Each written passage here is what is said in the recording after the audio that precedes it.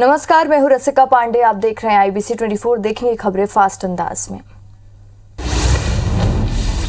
दिल्ली की बॉर्डर पर पिछले 8 महीने से जारी किसानों का आंदोलन फिर से तेज हो गया है। आज जंतर मंतर पर किसानों ने किसान संसद की शुरुआत की और वहीं पे इस दौरान 200 किसानों ने जंतर मंतर पर आंदोलन किया और तीनों कानूनों को वापस लेने की मांग की। नए कृषि कानूनों को लेकर कांग्रेस के सांसदों ने पार्टी के पूर्व अध्यक्ष राहुल गांधी की अगुवाई में संसद में प्रदर्शन किया। किसान आंदोलन को लेकर राहुल गांधी ने मोदी सरकार पर निशाना साधते हुए कहा कि वे असत्य, अन्याय, अहंकार पर अड़े हैं। हम सत्याग्रही, निर्भय, एकजुट यहाँ खड़े हैं।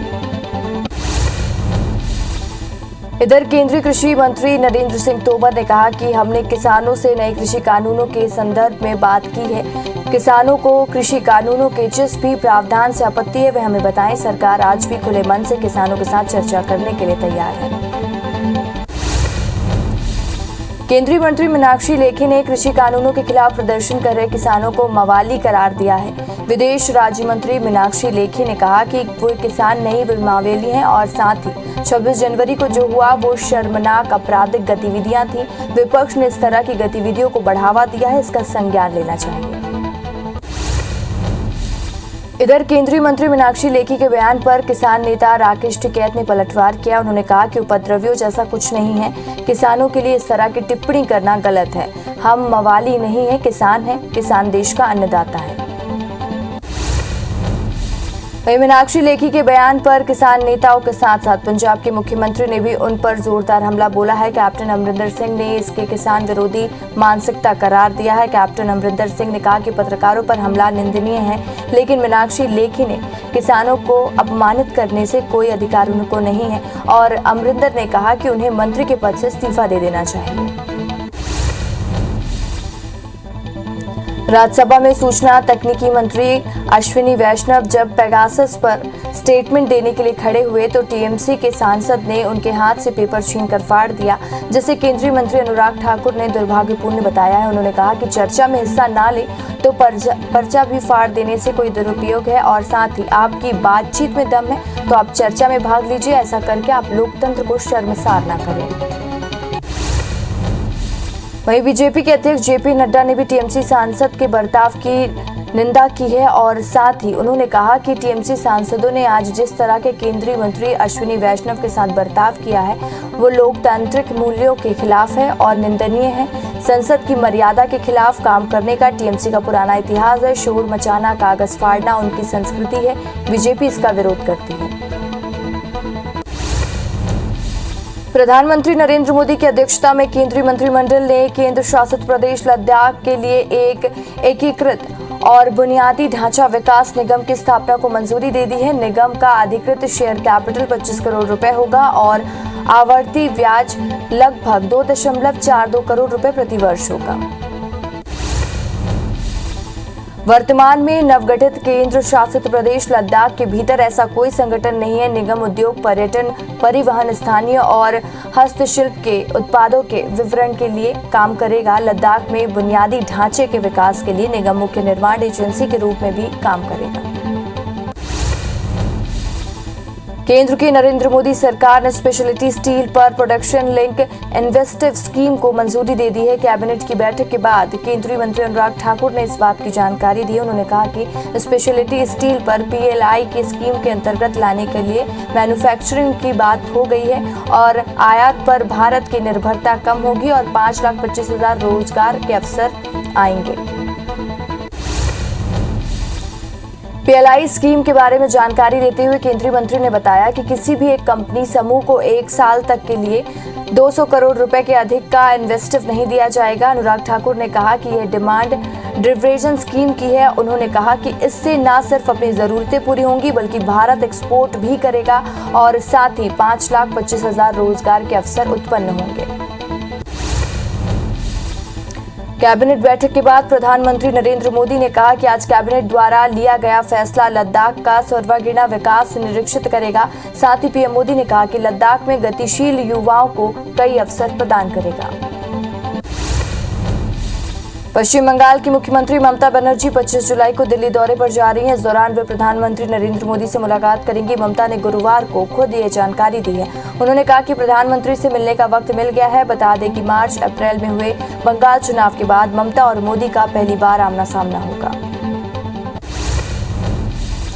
पंजाब प्रदेश कांग्रेस के नवनियुक्त अध्यक्ष नवजोत सिंह सिद्धू शुक्रवार को पदभार ग्रहण करने जा रहे हैं। सूत्रों का कहना है कि इस मौके पर मुख्यमंत्री कैप्टन अमरिंदर सिंह की भी उपस्थिति होगी और इसी बीच पंजाब के एआईसीसी प्रभारी हरीश रावत ने कहा है कि सारे कांग्रेसी नेता कल कैप्टन अमरिंदर सिंह के नेतृत्व में सिद्धू का स्वागत करेंगे।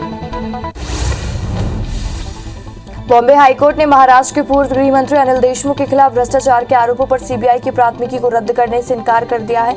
देशमुख ने सीबीआई द्वारा दर्ज प्राथमिकी को रद्द करने की मांग वाली याचिका दायर की थी।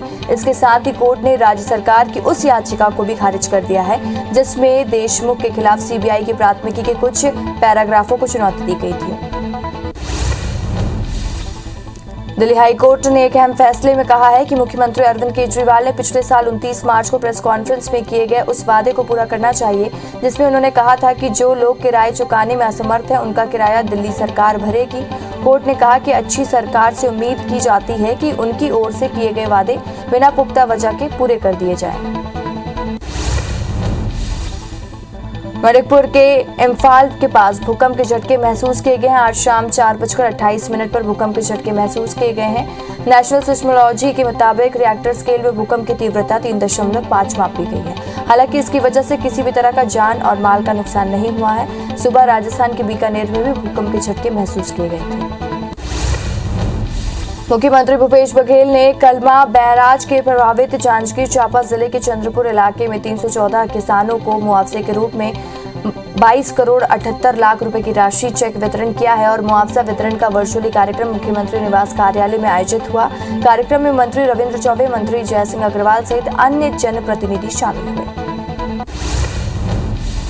मध्य प्रदेश में बीजेपी के उपचुनाव की तैयारियों में जुट गई है और बीजेपी प्रदेश प्रभारी मुरलीधर 24 जुलाई को भोपाल आकर 2 दिन तक चुनावी बैठकों और संगठन के काम को आगे बढ़ाएंगे। मुरलीधर राव के दौरे को लेकर हलचल भी तेज हो गई है। भोपाल प्रवास के दौरान मुरलीधर राव जिले के बची हुई कार्यकारिणी भी फाइनल करेंगे।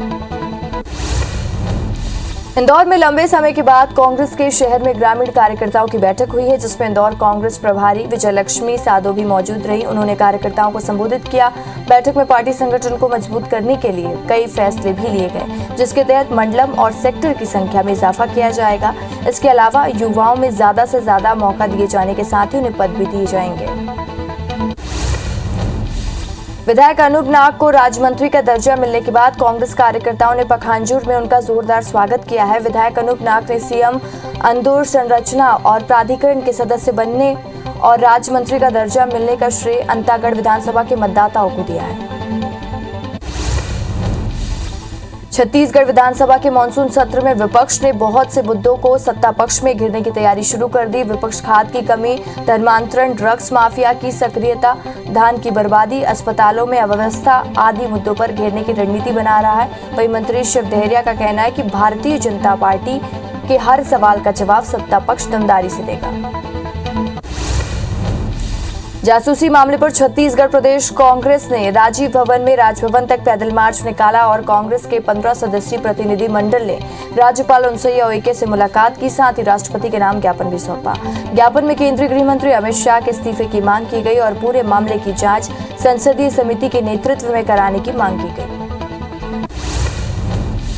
ग्वालियर में कांग्रेस नेताओं ने जासूसी और महंगाई के मुद्दे पर प्रदर्शन किया। पेगासस मामले पर यूथ कांग्रेस ने केंद्र सरकार के खिलाफ जमकर नारेबाजी की। फूलबाग चौराहे पर यूथ कांग्रेस के अनेक कार्यकर्ताओं ने केंद्र के खिलाफ मोर्चाबंदी की। आबकारी मंत्री कवासी लखमा ने बीजेपी की प्रदेश प्रभारी डी पुरंदेश्वरी को फूलन देवी कहने का नाराज।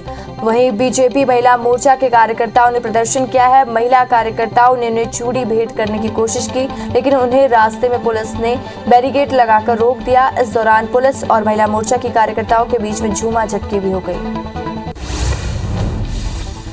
भोपाल में महिला कांग्रेस ने महंगाई और महिलाओं के खिलाफ हिंसा मामले में प्रदर्शन किया। महिला कांग्रेसी प्रदर्शन करने के लिए सीएम हाउस के बाहर पहुंचे, जहां पुलिस के साथ हुई झूमा झटकी भी हो गई और महिलाओं ने सीएम हाउस के सामने फांसी लगाने का भी प्रयास किया, लेकिन पुलिस ने उन्हें गिरफ्तार कर जेल भेज दिया।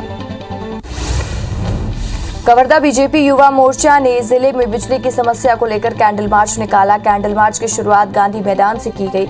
इस दौरान कार्यकर्ताओं ने प्रदेश सरकार के खिलाफ नारेबाजी करते हुए नवीन बाजार आजाद चौक के दुकान में मोमबत्ती जलाकर व्यापारियों को भेंट की और व्यापारियों से समर्थन मांगा। इंडियन फार्मासिस्ट एसोसिएशन ने रायपुर एम्स के सामने प्रदर्शन किया है और आईपीए के सदस्यों ने प्रबंधन पर अस्पताल पर नियम विरुद्ध दवा खरीदी और वितरण का आरोप लगाया। साथ ही आईपीए ने प्रबंधन से फार्मासिस्ट के खाली पड़े 40 पदों को भरने और जन औषधि केंद्र खोलने और ड्रग्स इंफॉर्मेशन सेंटर शुरू करने के लिए मांग की है। जशपुर जेल में पुलिस अभिरक्षा में कैदी की मौत मामले को लेकर भज्जीमो कार्यकर्ता ने पत्थलगांव में प्रदर्शन किया। कार्यकर्ताओं ने बीजेपी कार्यालय में तहसील कार्यालय तक रैली निकाली और एसडीएम को राज्यपाल के नाम ज्ञापन सौंपा। साथ ही मामले की न्यायिक जांच कराने और पीड़ित परिवार को मुआवजा देने की मांग की।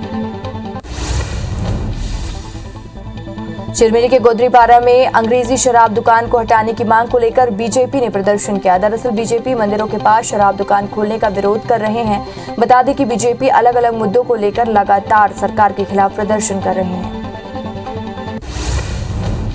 दमोह के देवेंद्र चौरसिया हत्याकांड में पथरिया विधायक रामबाई के आरोपी पति गोविंद सिंह परिहार को सुप्रीम कोर्ट से बड़ा झटका लगा है। गोविंद सिंह परिहार को मध्य प्रदेश हाई कोर्ट से मिली जमानत को सुप्रीम कोर्ट ने रद्द कर दिया है। वहीं मध्य प्रदेश हाई कोर्ट को भी 2 हफ्ते में प्रकरण और विधि संगत निराकरण करने का निर्देश दिया है।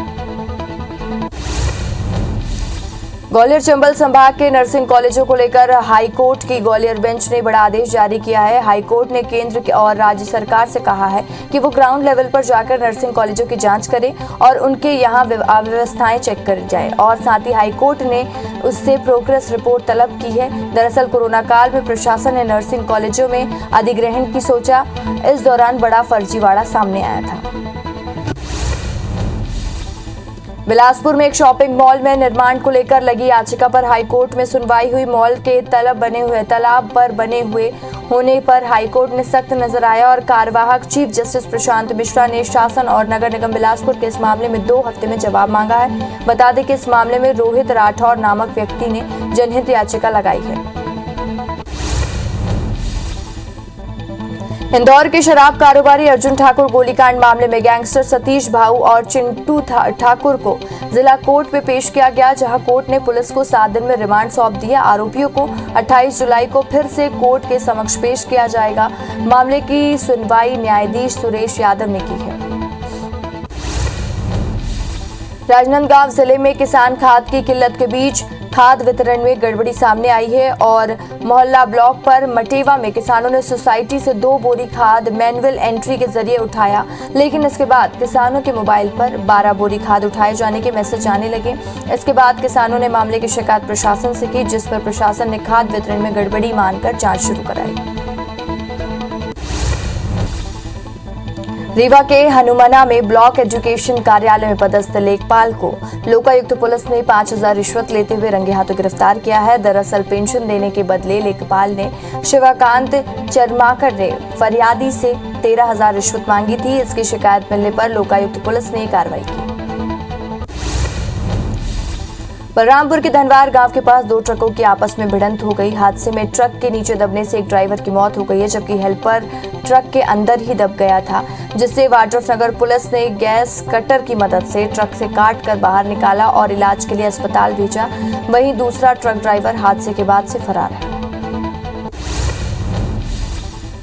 रायगढ़ के बरगढ़ गांव के नहर में एक 10 साल के बच्चे की लाश मिली है। बच्चे की पहचान जुगल महंत के रूप में हुई है, जो कि कोरबा का रहने वाला था। हालांकि बच्चे की मौत कैसे हुई, वह रायगढ़ कैसे पहुंचा, इसका पता नहीं चल पाया। संभावना जताई जा रही है कि बच्चा नहर में बहते हुए रायगढ़ पहुंचा है। बलरामपुर की राजपुर पुलिस ने पुणे गांव से हुई हत्या मामले में मृतक के बेटे को गिरफ्तार किया है। पुलिस के मुताबिक 16 जून को आरोपी संतोष चेरवा ने थाने में आकर अपने पिता की मौत की जानकारी दी थी कि कुएं में डूबने से उसके पिता की मौत हो गई। इस पर पुलिस ने मामले की जांच की और हत्या का खुलासा किया। श्योपुर में शादी में एक दिन पहले दूल्हे ने अपनी होने वाली दुल्हन के प्रेमी को गोली मारकर उसकी हत्या कर दी। दूल्हे के प्रेमी ने से कहा था कि उसकी होने वाली पत्नी का पीछा छोड़ दे, जिस पर प्रेमी ने उससे लड़की से जबरन शादी करने की बात कही, जिसके बाद दूल्हे ने प्रेमी को गोली मार दी। मामले में 3 लोगों के खिलाफ केस दर्ज कर लिया गया है। कोरबा के खेरमोरा पर वहीं संचालित शिवा इंडस्ट्रीज में काम करने के दौरान करंट लगने से राजू लोनिया नामक बिल्डर की मौत हो गई है। इस घटना में औद्योगिक क्षेत्र में सुरक्षा और अधिकारियों के मॉनिटरिंग के दावों पर पोल खुलती दिख रही है। इधर परिजन ने प्रबंधन पर कई गंभीर आरोप लगाए हैं। भिलाई स्टील प्लांट के अंदर बीएसपी कर्मी की हत्या की गुत्थी को पुलिस ने सुलझा लिया है। 1.5 लाख रुपए लेन देन को लेकर आरोपी ने वेंकटेश्वर राव को बीएसपी कर्मी और साथ ही जगत राम ओके की लोहे की रॉड से मारकर हत्या कर दी थी। पुलिस ने आरोपी को गिरफ्तार कर न्यायिक रिमांड में भेज दिया है। भानुप्रतापपुर में बुजुर्ग की हत्या करने वाले आरोपी को पुलिस ने गिरफ्तार कर लिया है। पुलिस के मुताबिक आरोपी ने मामूली से विवाद के चलते 3 जून को कन्हैया जावड़े की पत्थर मारकर हत्या कर दी थी। वहीं कांकेर एसपी के निर्देश पर पुलिस ने आरोपी को भिलाई से गिरफ्तार किया है। जांजगीर चांपा की बिर्रा पुलिस ने करही गांव से सरपंच को घर से घुसकर महिला से छेड़छाड़ करने के आरोप में गिरफ्तार किया है। आरोपी सरपंच का नाम है जल प्रताप उर्फ डब्लू चौहान और साथ ही पुलिस के मुताबिक महिला ने थाने में आकर सरपंच के खिलाफ घर में घुसकर छेड़छाड़ करने की शिकायत की थी।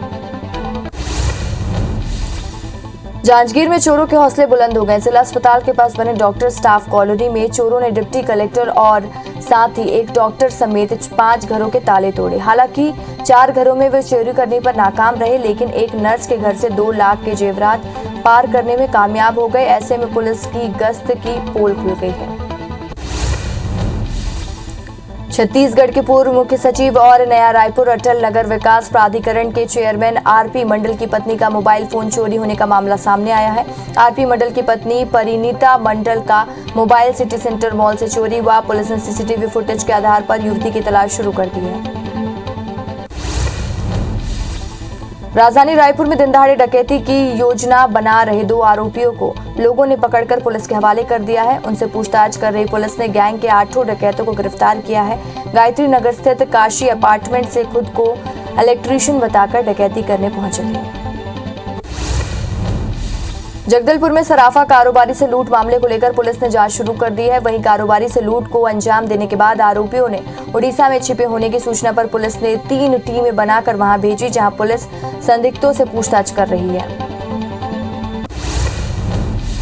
कटनी में सस्ते दाम में ऑक्सीमीटर दिलाने के नाम पर दवा व्यापारी से 3,63,000 की ठगी हुई है, जिसकी शिकायत पीड़ित मोहित की माधवनगर थाने में की और पुलिस के मुताबिक एफबी में सस्ते ऑक्सीमीटर का ऐड देखकर पीड़ित ने आरोपी से संपर्क किया, जिसने पैसे लेने के बाद डिलीवरी नहीं की।